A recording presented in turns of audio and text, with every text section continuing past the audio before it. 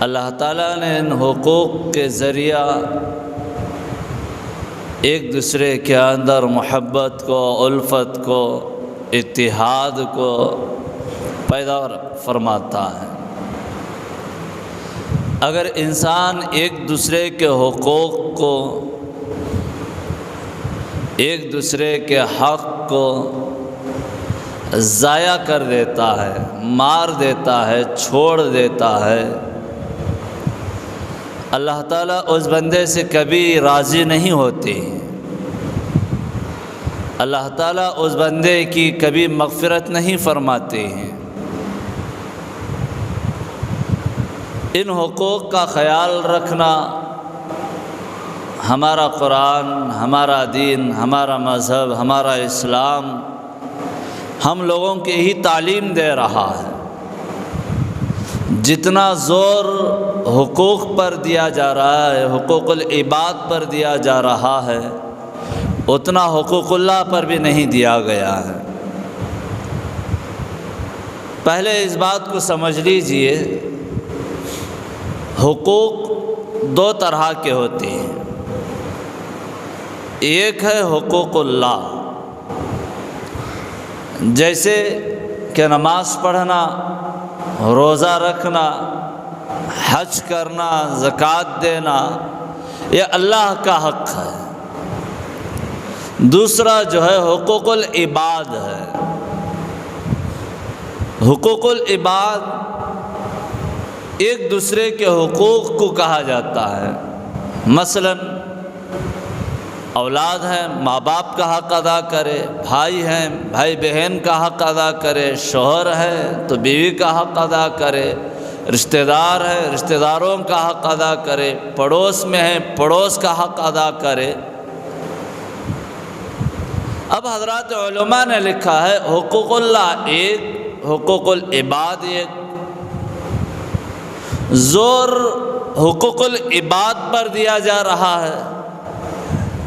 اگر بندہ حقوق اللہ میں کمی کر جاتا ہے، نماز میں کمی کیا، روزے میں کمی کیا، حج میں کمی کیا، زکوٰۃ میں کمی کیا، اللہ تعالیٰ کہتا ہے اگر میں چاہوں تو اس بندے کی میں مغفرت کر دیتا ہوں، اس بندے کو میں معاف کر دیتا ہوں۔ اگر وہی بندہ حقوق العباد میں کمی کر کے آیا اور ماں باپ کا حق چھین کر آیا، بھائی بہن کا حق کو چھین کر آیا، پڑوس کے حق کو چھین کر آیا اور میرے بندوں کے حق کو دبا کر آیا، میں ہرگز معاف نہیں فرماتا۔ یہ میری بات نہیں ہے، اللہ کی بات ہے۔ اب ذرا غور کیجئے، آپ ہی کو علم ہوگا، بندہ حقوق اللہ میں کمی کر کے جائے اللہ معاف کر رہا ہے، اگر حقوق العباد میں کمی کر کے جائے اللہ کہتا میں ہرگز معاف نہیں فرماتا جب تک کہ جس بندے کا اس نے حق کو ضائع کر کے آیا ہے وہ معاف نہ فرما دے۔ تو اب آپ کو معلوم ہو رہا ہوگا حقوق العباد کی اہمیت اللہ تعالیٰ نے بڑھا کر رکھا ہے۔ حضرات صحابہ کرام رضوان اللہ تعالی علیہم اجمعین کا مجمع تھا۔ اللہ کے نبی علیہ الصلاۃ والتسلیم نے، ان کو اوپر چھوڑ ڈالو ڈسٹرب۔ اللہ کے نبی علیہ الصلاۃ والتسلیم نے حضرات صحابہ کرام سے پوچھا، اے میرے پیارو بتاؤ کہ غریب آدمی کون ہے؟ میری نظر میں، آپ کی نظر میں مال سے کمزور ہے، جس کے پاس دھن دولت نہیں ہے تو ہم اس کو غریب سمجھتے ہیں، جسمانی اعتبار پر کمزور ہے ہم اس کو غریب سمجھتے ہیں۔ حضرات صحابہ اکرام نے بھی کہا یا رسول اللہ صلی اللہ علیہ وسلم، جس کے پاس مال نہ ہو، جو جسمانی اعتبار پر کمزور ہو، ایسا آدمی غریب ہے۔ اللہ کے نبی علیہ الصلاۃ والتسلیم نے کہا، میرے پیارو وہ آدمی غریب نہیں۔ میں بتاتا ہوں آپ کو، کل قیامت کے دن میدان حشر قائم ہوگا، ایک بندے کو حاضر کیا جائے گا اللہ تعالیٰ کے دربار عالیہ میں۔ وہ بندہ دنیا میں رہتے ہوئے کبھی نماز کو نہیں چھوڑا، کبھی روزے کو نہیں چھوڑا، کبھی حتیٰ کہ زکوٰۃ کو، حج کو نہیں چھوڑا، اور نیکیوں کا ڈھیر لے کر وہ اللہ کے دربار میں حاضر ہوگا۔ وہ بندہ سمجھ رہا ہوگا میں کامیاب ہو گیا، کیونکہ نیکیوں کا ایک بڑا ڈھیر اس کے پاس رہے گا۔ اللہ تعالیٰ کا فرشتہ اعلان کرے گا، اللہ تعالیٰ اعلان کروائے گا، اگر اس بندے نے، اس متقی نے، اس نیکی کار نے، اس نمازی نے، اس حاجی نے اور اس جو ہے غازی نے کسی کا حق دنیا کے اندر جیتے جی مارا ہے، آج کھڑے ہو کر کے بدلہ لے لیا جائے۔ لوگوں کا ایک ہجوم اللہ تعالیٰ کے دربار میں حاضر ہوگا، عرض کرے گا یا اللہ اس نے میرا فلاں حق کو مارا، اس نے میرا فلاں حق کو مارا، اس نے مجھ پر ایسا ظلم کیا ہے۔ تو وہاں پر اللہ تعالیٰ کہے گا اس بندے کے نیکیاں نکال کر ان مظلوموں کو اور دنیا کے اندر جس کا حق اس نے مارا ہے اور ان کو دے دیا جائے، تو لوگ ابھی باقی رہ جائیں گے، اس نیکی کار کے نیکیاں ختم ہو جائیں گے۔ فرشتے عرض کریں گے یا اللہ اب اس کے پاس نیکیاں ختم ہو گئے، لیکن ابھی جن جن کا حقوق کو، جن جن کے حق کو مارا ہے وہ ابھی موجود ہیں، اب کیا کرے؟ اللہ تعالیٰ کہے گا کہ ان کے گناہ نکال کر اس کے نام اعمال میں چڑھا دیا جائے۔ اب ان کے نیکیاں، ان کے گناہ نکال کر اس نیکی کار کے جو ہے نام اعمال میں چڑھا دیا جائے گا۔ آخر تار فیصلہ ہوگا اس نیکی کار کو، اس نمازی کو، اس حاجی کو، اس غازی کو جو ہے اس کو جہنم میں پھینک دیا جائے۔ تو سمجھیے محترم بزرگاں اور دوستو، حقوق العباد پر اللہ تعالیٰ نے بہت زور دے رہا ہے۔ اللہ کے نبی علیہ الصلوۃ والتسلیم نے ہم لوگوں کو یہی بتایا، حقوق العباد کی تعلیم دی، ایک دوسرے کے حقوق کو بتایا، اور حضرات صحابہ کرام رضوان اللہ تعالی علیہم اجمعین قبولیت اسلام سے پہلے ان کے دل پتھر تھے اور بدو لوگ تھے اور جو ہے بڑے ظالم تھے، بڑے جو ہے متکبر تھے، لیکن اللہ کے نبی کی صحبت کا واسطہ وہ پتھر دل نرم ہو گئے، اور وہ حضرات صحابہ کرام رضوان اللہ تعالی علیہم اجمعین اسلام میں داخل ہونے کے بعد نبی کی صحبت کا ایسا اثر پڑتا ہے، ایک دوسرے کا دل کے اندر درد آ جاتا ہے اور ایک دوسرے کے حقوق کا خیال رکھتے ہیں۔ مدینہ المنورہ میں اور کسی صحابی کے گھر سے اور صحابی کے گھر پر سرکہ اور گوشت آتا ہے، سرکہ اور گوشت آتا ہے، اور اس صحابی کے گھر میں فاقہ، تنگ دستی، کھانے کے لیے کوئی چیز نہیں ہے۔ جب سرکہ اور گوشت اس صحابی کے گھر پہنچتا ہے، وہ صحابی رسول سوچنے لگتے ہیں پڑوس میں میرے سے بھی زیادہ حقدار پڑوس ہے، اور میں جو ہے اس کو یہ ہدیتاً اس کو وہاں پہنچا دوں گا۔ حالانکہ بھوکے تھے، اب وہ صحابی رسول پڑوس میں پہنچا دیے، اور روایات میں آتا ہے کہ وہ گوشت پھرتا پھرتا پورے مدینہ المنورہ گھومتا گھومتا جہاں سے نکلا تھا وہی گھر پر وہ سرکہ اور گوشت پہنچ جاتا ہے۔ وہ صحابی رسول اللہ تعالیٰ کا شکر بجا لاتے ہیں اور خود پکاتے ہیں اور پڑوس کو اور دوسروں کو بھی کھلاتے ہیں۔ یہ حق تلفی ہونے سے اللہ کے نبی علیہ الصلوۃ والتسلیم نے ہم لوگوں کو بچائے۔ ایک دوسرے کے حقوق کا خیال رکھنے کا حکم ہم لوگوں کو دیا ہے۔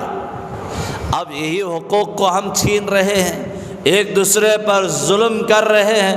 مساجد میں، بازار میں اور باہر کی دنیا میں بڑے صوفی اور سرمد نکلتے ہیں، لیکن گھر کے ماحول میں، پڑوس کے ماحول میں اور حقوق العباد کے معاملے میں ہم پیچھے بہت آگے نکل چکے ہیں، ایک دوسرے کے حقوق کو دبا رہے ہیں۔ اللہ تعالیٰ نے جانوروں پر رحم کھانے سے بھی مغفرت کے وعدے رکھا ہے۔ اللہ کے نبی علیہ الصلاۃ والتسلیم نے حضرات صحابہ سے بنو اسرائیل کا یہ واقعہ سناتے ہیں۔ اے میرے جان نثار صحابہ، بنو اسرائیل میں ایک عابدہ اور زاہدہ تھی، عبادت گار تھی، بڑی زاہدہ تھی، اور وہ ایک بلی پالا کرتی تھی، اور وہ عورت، وہ عابدہ، وہ زاہدہ اس بلی کی حق تلفی کیا کرتی تھی اور اس پر ظلم کیا کرتی تھی، اور اس کے بالمقابلے میں ایک گنہگار تھی، عابدہ نہیں تھی، لیکن اس کے دل کے اندر درد تھا۔ ایک مرتبہ ایک راستے سے جا رہی تھی، راستے میں دیکھا کہ ایک کتا دم توڑ رہا ہے، اس کا دل تڑپ اڑتا ہے، اور وہ جو ہے دیکھتی ہے کہ کتا دم توڑنے کے قریب ہے، اور اس کے منہ میں پانی ٹپکایا جائے، پانی ڈالا جائے، لیکن کوئی راستہ نہیں ہے، کوئی کہیں پر پانی نہیں ہے کہ کتے کے منہ میں پانی ڈالا جائے۔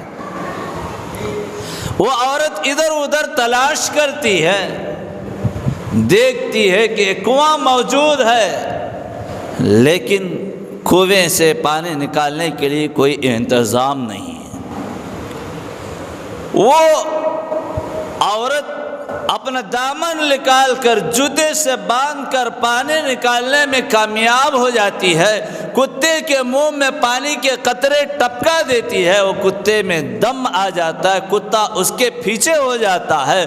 اب یہاں پر یہ عابدہ اور زاہدہ کے ظلم کے مارے بلی مر گئی، اور اس جو ہے گنہگار عورت کے جو ہے دل درد کی وجہ سے ایک کتا جی جاتا ہے۔ اللہ کے نبی علیہ الصلاۃ والتسلیم نے ارشاد فرمایا، ان دونوں کا انتقال ایک ہی وقت میں ہوتا ہے۔ اللہ تعالیٰ فرشتوں کو حکم دیتا ہے کہ اس عابدہ کے نیکیوں کو، اور جو گنہگار عورت ہے جو کتے کے منہ میں پانی ٹپکائی ہے، اس کے حوالہ کر دیا جائے، اور اس عابدہ کو اور زاہدہ کو نار جہنم میں ڈھکیل دیا جائے، اس کو جنت کی طرف لے جاؤ۔ جانوروں پر رحم کھانے کی وجہ سے اللہ تعالیٰ نے یہ معاملہ کر رہا ہے، مغفرت کے وعدے کر رہا ہے۔ اور آگے آئیے، اللہ کے نبی علیہ الصلاۃ والتسلیم نے ارشاد فرمایا، ایک عبادت گار ہے، اللہ کے نبی کہہ رہے ہیں، اور اس عبادت گار کی زبان کے مارے پڑوس میں، محلے میں، شہر میں، گھر میں لوگ ڈر رہے ہیں۔ اس کی زبان کے اندر مٹھاس نہیں ہے، اور اس کی بدسلوکی کی وجہ سے وہ دبے ہوئے ہیں۔ اللہ کے نبی علیہ الصلاۃ والتسلیم نے ارشاد فرمایا، وہ جہنمی ہے۔ اگر ایک عبادت گار نہیں ہے، اللہ کا نافرمان ہے، لیکن اس کی زبان میں مٹھاس ہے اور اس کی زبان میں نرمی ہے، لوگ اس سے محبت کے ساتھ ملتے ہیں، اللہ کے نبی علیہ الصلاۃ والتسلیم نے ارشاد فرمایا، جنتی ہے۔ ان واقعات سے اور اس احادیث شریفہ کو سامنے رکھ کر اب ذرا غور کیجئے، ایک ایک رشتے پر نظر ڈالیے کہ ہم کیا رشتہ داروں کا حق ادا کر رہے ہیں یا نہیں ادا کر رہے ہیں، آپ خود اندازہ لگائیں۔ سب سے بڑا اور اہمیت والا رشتہ ہمارے درمیان میں ایک ہوتا ہے ماں باپ کا۔ کل قیامت کے دن جب ہم زندگی کے ہم مہینے کے 3 دن اور سال کے 40 دن اور زندگی کے 4 مہینے ہم پورے طور پر اولیاء اللہ کے نقش قدم پر بھی چل کر اللہ کے دربار میں جائیں گے، اور وہاں پر اگر ہمارے ماں باپ کا حق چھین کر ہم وہاں پر جائیں گے تو اللہ تعالی ہماری نیکیوں کو نکال کر ان ماں باپ کو دے کر ہم لوگوں کو نار جہنم رسید کر دیتا ہے۔ یہ ماں باپ آج ہم باہر کی دنیا میں تو بڑے توپ اور سرما ہیں، لوگ ہماری عزت کرتے ہیں، ہمارا احترام کرتے ہیں، ہماری تعظیم کرتے ہیں، ہمارے استقبال میں کھڑے ہو جاتے ہیں، لوگ ہماری تعریف کے نغمے گاتے ہیں، لیکن جب ہم گھر پہنچتے ہیں یہی بوڑھے ماں باپ ہمارے ظلم کے مارے دبے ہوئے۔ آج ایک باپ ہوتا ہے، حدیث کے اندر آتا ہے باپ جنت کا دروازہ ہے۔ آج ایک باپ کو اتنی بڑی طاقت نہیں کہ بیٹے کے اولاد، بیٹے کے مال میں سے کچھ لے کر کے خرچہ کرے۔ کوئی باپ کی اتنی استطاعت اور طاقت نہیں ہے کہ بیٹے کے سامنے باپ کھڑا ہو کر کے پوچھ لیا جائے۔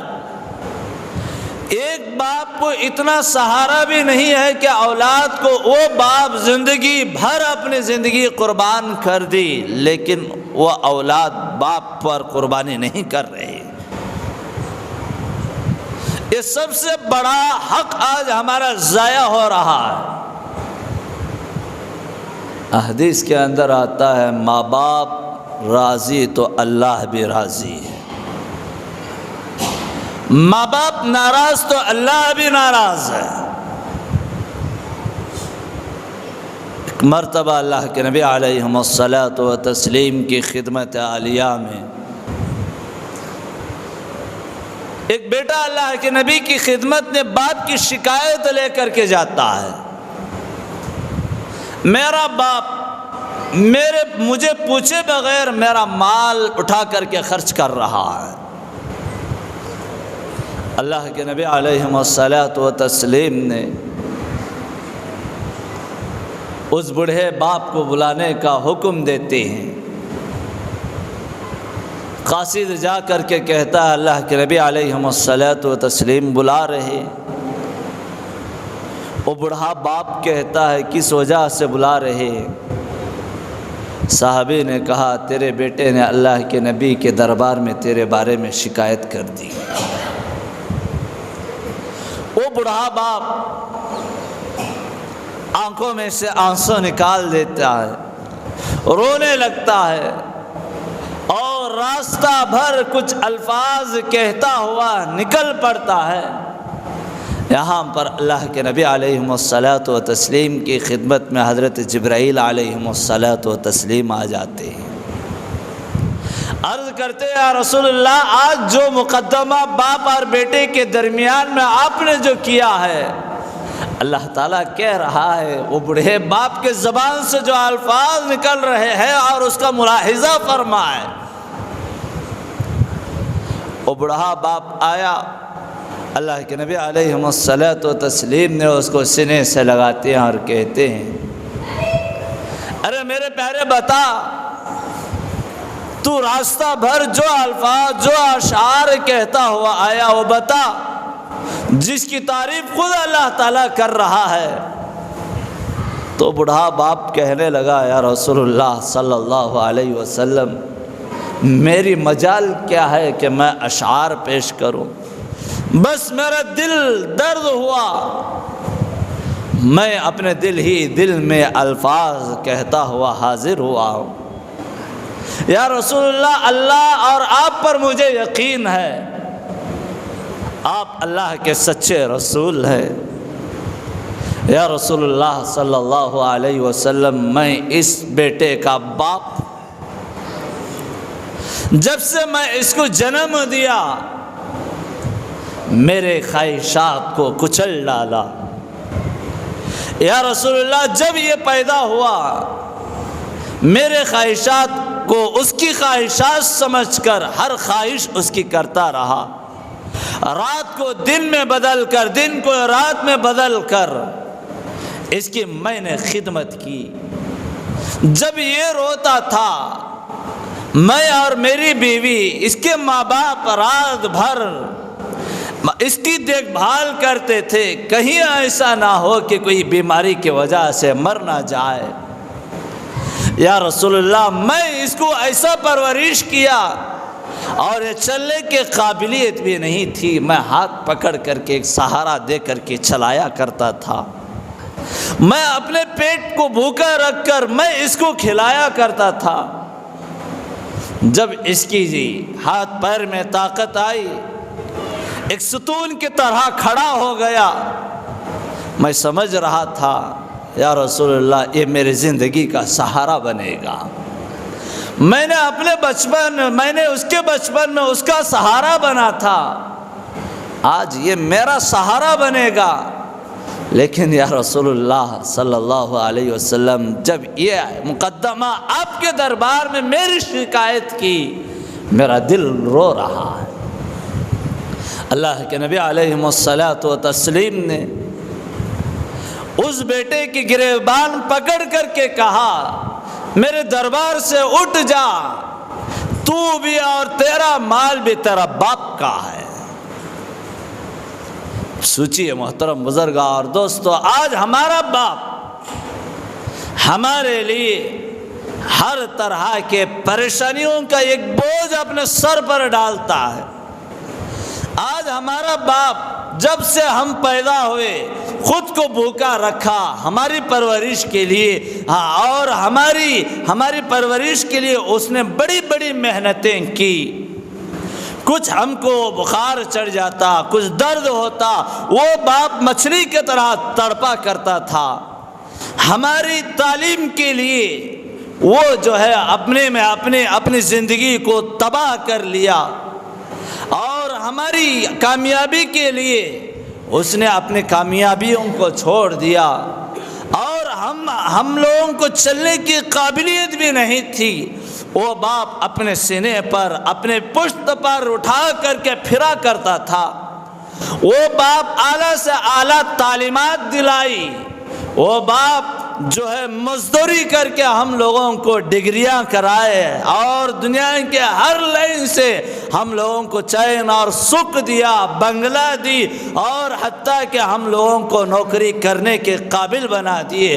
اب وہ بوڑھا باپ جھک گیا، اب یہ باپ سوچ رہا ہے کہ یہ اولاد، میں جس کو اپنی زندگی بھر میں نے اس کو سہارا سمجھ کر اپنی زندگی کو اس کے لیے قربان کر دیا، اب باپ جھک گیا، بیٹا اکڑ جاتا ہے۔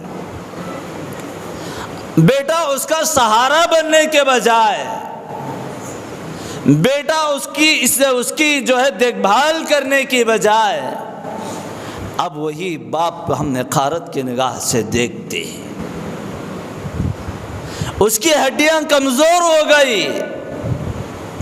جب وہ بچپن میں ہم لوگوں کو ہمارے ہڈیاں کمزور تھی تو ہمارے ہڈیوں کی حفاظت کی، اب اس بوڑھا باپ کی ہڈیاں کمزور ہو گئے، اب اولاد کو چاہیے، بیٹے کو چاہیے تھا کہ اس کی جو ہے اس کی عزت کرے اور اس کا دیکھ بھال کرے۔ اب اس زمانے میں، اس بڑھاپے کے عمر میں، اب وہی باپ کو ہم گھر سے باہر دھتکار دیتے ہیں۔ باپ کا سایہ بہت بڑا سایہ ہے۔ جب تک یہ ماں باپ کا سایہ ہمارے سروں پر ہوگا، ہم جو بھی کر لے کامیاب ہوتے رہیں گے، کیونکہ ماں باپ کی دعاؤں کو اللہ تعالیٰ رد نہیں فرماتا۔ جب یہ ماں باپ کا دعاؤں کا ذخیرہ اٹھ جائے گا، پھر اس کے بعد دنیا ہمارے اوپر تھوکنے کے لیے بھی تیار نہیں ہوگی۔ لہذا اللہ تعالیٰ نے یہ نعمت جس کو دیا ہے اس کی قدر کرو، ماں باپ کا احترام کرو۔ باپ جنت کا دروازہ ہے۔ کتنے ایسے، میں غیروں کی بات نہیں کرتا، اپنے ہی مسلمانوں کی بات کر رہا ہوں، کہ کتنے باپ ایسے ہیں کہ آ کر کے فریاد کرتے ہیں حضرت دعا کرے، ہمارا بیٹا ہمارا مانتا نہیں ہے، ہمارا بیٹا ہمارے اوپر ظلم کر رہا ہے۔ وہ باپ اپنے زندگی کے 50-60 سالہ زندگی ہمارے لیے قربان کی اور اتنی بڑی محنت کر کے ہم لوگوں کو پالا اور پرورش کی۔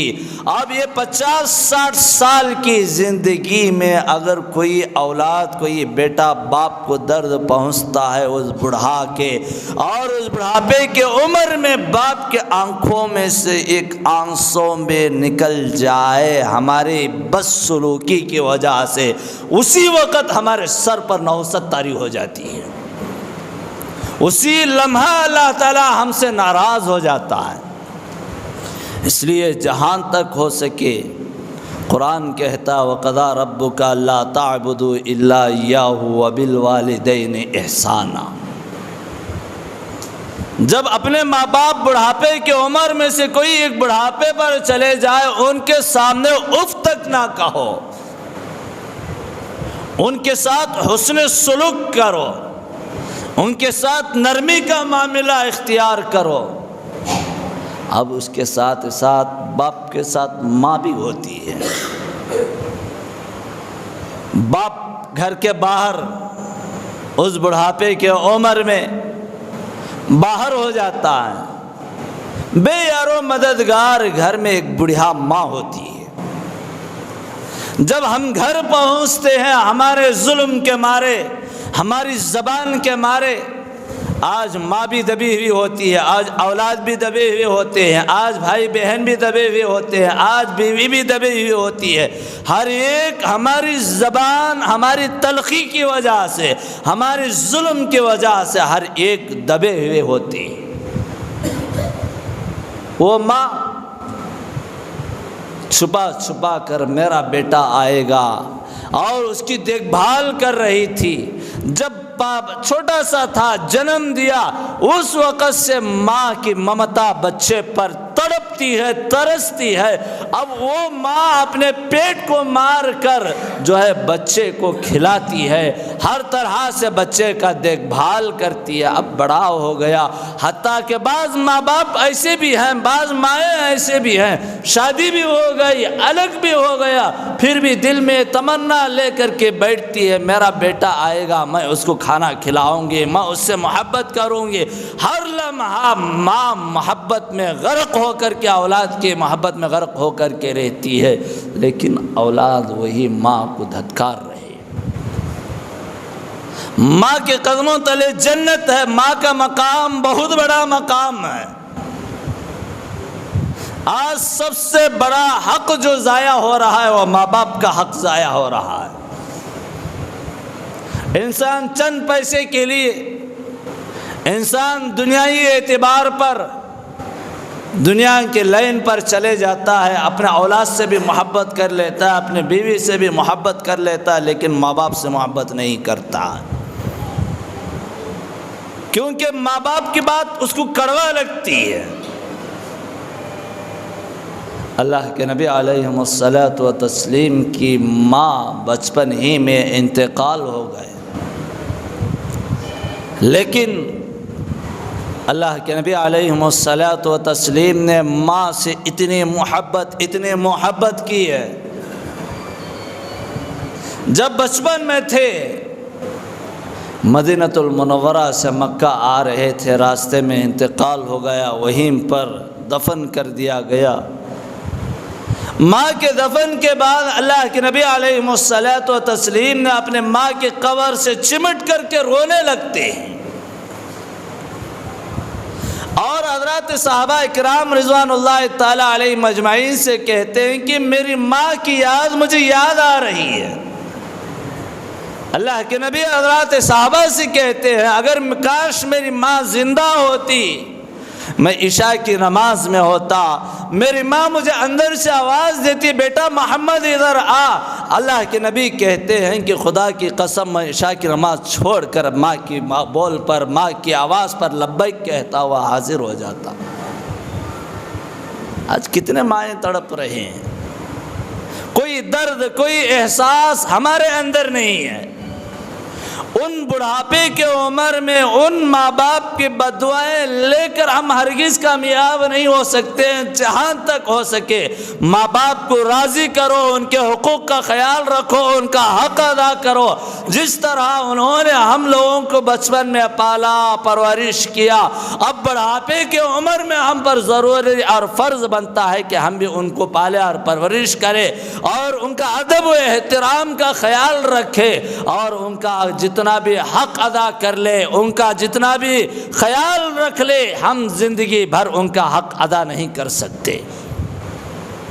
ایک صحابی رسول اللہ کے نبی علیہ الصلوۃ والتسلیم کی خدمت عالیہ میں آئے، عرض کیا یا رسول اللہ صلی اللہ علیہ وسلم، میرا باپ بچپن ہی میں انتقال ہو گیا، میری ماں بڑھیا ہو گئی، میں نے میری ماں کی بڑی خدمت کی، جب بڑھاپے کی عمر میں میری ماں کمزور اور بیمار ہو گئی، حج کا ارادہ کیا، میں نے میری ماں کو حج پر لے کر چلا، اور میری ماں چلنے کی طاقت اور قوت بھی نہیں تھی، اور میری ماں کو ایک ٹوکرے میں رکھ کر اپنے سر پر رکھ کر جو ہے کعبے کا طواف کرایا اور حج کے ارکان ادا کیے۔ یا رسول اللہ، بعض صورتیں ایسے ہو گئی، میری ماں اتنی کمزور ہو گئی کہ جو سر پر رکھا ہوا تھا وہیں پر حاجت کر دیتی، پیشاب پاخانہ کر دیتی، اور وہ میرے چہرے پر ٹپکتے۔ یا رسول اللہ، میرے دل کے اندر ذرا برابر بھی کنراہٹ نہیں آئی، اور جب میں حج سے واپس لے کر آیا، راستے میں میری ماں کا انتقال ہو گیا، اور میری ماں کو غسل اور کفن میں دفن میں برابر شریک رہا یا رسول اللہ صلی اللہ علیہ وسلم، اور میری ماں کو میں دفن کر کے آپ کی خدمت میں آیا ہوں یا رسول اللہ صلی اللہ علیہ وسلم، بتائے کیا میں نے میرا ماں کا حق ادا کر دیا؟ اللہ کے نبی علیہ الصلوۃ والتسلیم نے مسکرا کر کے فرمایا، اے میرے پیارے، تیری نجات کے لیے یہی کافی ہے، ورنہ تیری ماں کے حق کے بارے میں اگر تو سوال کرے گا، اور تیری جنم کے وقت، تیری پیدائش کے وقت تیری ماں نے جو ہچکی لی ہے، اس ہچکی کا بھی تو نے حق ادا نہیں کیا۔ اب ذرا غور کیجئے، میں یہ نہیں کہتا کہ بیوی بچوں کو سب کو چھوڑ دو، ان کا بھی حق ادا کرو، اولاد کا بھی حقوق ادا کرو، اور سب سے بڑا سایہ ماں باپ کا ہے، ان کا بھی حق ادا کرو، کیونکہ آج یہ بوڑھے ماں باپ گلی کوچوں میں تڑپتے ہوئے ترستے ہوئے پھر رہے ہیں۔ کتنے کیسز ایسے میرے پاس آئے ہیں کہ میرا بیٹا مجھے دیکھتا ہی نہیں ہے، اور میرا بیٹا میرا دیکھ بھال کرتا ہی نہیں ہے۔ جب ان اولاد کی جانکاری لیا جائے تو ان کی زندگی بھی ویسے ہی ہوتی ہے۔ ایک اچھی طرح یاد رکھ لیجئے، کما تدینا تدان، کیسی کرنی ویسی بھرنی ہے۔ آج ہمارے ماں باپ کو آج ہم درد دے رہے ہیں، کل ہماری اولاد بھی ہم لوگوں کو ہی درد پہنچائے گی۔ اس رشتے کا خیال رکھو، اس رشتے کی اہمیت کو جانو، اور کل قیامت کے دن یہی رشتہ، یہی ماں باپ اللہ کے دربار میں حاضر ہو کر کے عرض کریں گے، یا اللہ، یہ اولاد میرا حق کو چھینا ہے، تو اللہ تعالیٰ فوراً ہمارے ہاں جو ہے حوالہ نار جہنم کو کر دیتا ہے، ہم لوگوں کو نار جہنم میں پھینک دیتا ہے۔ کیونکہ میں اور آپ کوئی اوقات نہیں حضرات صحابہ اکرام کے نظروں میں۔ ایک صحابی رسول حضرت علقمہ رضی اللہ تعالی عنہ جو سکرات الموت میں ہیں، اور اللہ کے نبی علیہ الصلوۃ والتسلیم کو معلوم ہوا علقمہ سکرات کے حالت میں ہیں۔ اللہ کے نبی نے کہا علقمہ کو کلمے کی تلقین دو۔ حضرات صحابہ اکرام حضرت علقمہ کو کلمے کی تلقین دے رہے ہیں، لیکن صاحب رسول کے زبان سے کلمہ نہیں نکل رہا ہے۔ اللہ کے نبی علیہ الصلاۃ والتسلیم سے کہا کہ کتنا بھی تلقین دے رہے ہیں لیکن زبان سے کلمہ جاری نہیں ہو رہا ہے۔ اللہ کے نبی نے جانکاری لی، کیا ان کے ماں باپ زندہ ہیں؟ معلوم ہوا باپ کا انتقال ہو گیا ہے، ماں زندہ ہے۔ اللہ کے نبی نے حضرت بلال سے کہا جاؤ علقمہ کی ماں کو بلا کر کے لاؤ۔ بڑھیا ماں حاضر ہوئی۔ اللہ کے نبی نے پوچھا اے مائی بتا تیرا بیٹا تیرے ساتھ کیا معاملہ کرتا تھا؟ وہ بڑھیا کہنے لگی یا رسول اللہ صلی اللہ علیہ وسلم یقیناً میرا بیٹا نمازی، دن بھر روزہ رات بھر نفلیں ادا کرتا تھا، بڑا متقی بڑا پرہیزگار ہے۔ اللہ کے نبی نے کہا اے ماں تیرے ساتھ کیا معاملہ کرتا تھا؟ وہ بڑھیا کہنے لگی یا رسول اللہ صلی اللہ علیہ وسلم یہ میرا بیٹا اپنی بیوی پر مجھے ترجیح دیا کرتا تھا، میرا دل جلایا کرتا تھا، جس کی وجہ سے میں علقمہ سے ناراض۔ اللہ کے نبی علیہ الصلاۃ والتسلیم نے کہا اے مائی علقمہ کو معاف فرما دے۔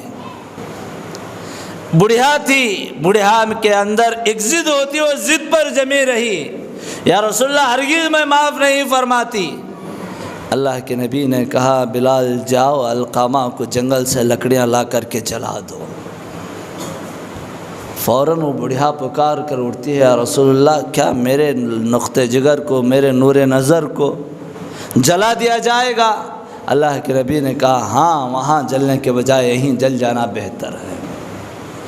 اس وقت وہ بڑھیا ماں کہتی ہے رسول اللہ میں آپ کو اور اللہ کو حاضر رکھ کر کے کہتی ہوں میرے بیٹے کو میں معاف کر دی۔ سیرت نگاروں نے لکھا ہے ماں کی زبان پر معافی کا میم نکلتا ہے، وہاں پر علقمہ کی زبان پر لا الہ الا اللہ نکلتا ہے۔ سوچے صحابی ہیں، اللہ کے نبی کی دیدار کیا ہوا صحابی، اور ان کی یہ حالت ہے۔ میں اور آپ کوئی اوقات ہی نہیں اس صحابی کے سامنے۔ آج ہم ہمارے ماں باپ کو ہر طرح سے ہم دکھ پہنچا رہے ہیں، درد دے رہے ہیں، آج ہم ان کے حق کو ضائع کر رہے ہیں، پھر بھی باہر کی دنیا میں بڑے توپ اور سرما ہے اور باہر کی دنیا میں بڑے اچھے ہیں، لیکن ماں باپ کو درد پہنچا کر اگر ہم جتنا بھی ثواب کما لے، پوری زندگی ہم دعوت و تبلیغ میں لگا لے، پوری زندگی ہم امامت میں لگا لے، پوری زندگی نیکی کے کاموں میں لگا لے، لیکن ماں باپ ناراض ہیں تو اللہ اور اس کے رسول بھی ناراض ہیں۔ اگر ہم کامیاب ہونا چاہ رہے ہیں آج ہی جائے ماں باپ کے پیروں میں پڑ جائے، ان سے معافی مانگ لے۔ ماں اے باپ تجھے آج تک جو ہے میں نے تکلیفوں پر تکلیف دے دیا، تو مجھے معاف فرما دے، اور جو ہے وہ ماں باپ کے ہاتھ آپ کے سر پر آ جائیں گے، اللہ بھی آپ سے راضی ہو جائے گا۔ پھر اس کے بعد جب تک اللہ تعالیٰ نے یہ نعمت دی ہے اس کی قدر کرو، اور جو ہے اس رشتے کا اور ماں باپ کے حقوق کا پورے طور پر خیال رکھو۔ کہیں ایسا نہ ہو کہ ماں باپ گھر سے باہر آ گئے اور ان کے دل درد ہو گیا، پھر اس کے بعد ہماری دنیا تباہ ہو جاتی ہے۔ جیسا کہ حضرت موسیٰ علیہ الصلاۃ والتسلیم باہر جا رہے تھے، راستے میں ٹھوکر لگتی ہے، اللہ تعالیٰ نے کہا ہے موسیٰ ذرا سنبھل کر کے چلو، کیونکہ اب دعائیں دینے والی تمہاری ماں نہیں ہے۔ جب تمہاری ماں دعائیں دیتی تھی، ہر مصیبت کو بچا لیتی تھی، اے موسیٰ ذرا سنبھل کر کے چلو، اب دعائیں دینے والی تمہاری ماں موجود نہیں ہے۔ سوچو محترم بزرگ اور دوستو، ایک نبی کو، ایک رسول کو اللہ تعالیٰ یہ الفاظ کہہ رہا ہے، تو ہمارا حق بھی بنتا ہے کہ ہم ماں باپ کی دعائیں لے کر زندگی بسر کریں۔ انشاءاللہ ہم کامیاب ہو جائیں گے۔ وقت نہیں ہے، اور بھی باتیں رہ گئے انشاءاللہ تعالیٰ۔ آئندہ جمعہ پر رشتہ داروں کا اور دوسرے رشتوں کا حق جو آج ضائع کر رہے ہیں، ان باتوں کو آپ حضرات کے خدمات میں لاؤں گا۔ بس دعا فرمائے اللہ تعالیٰ۔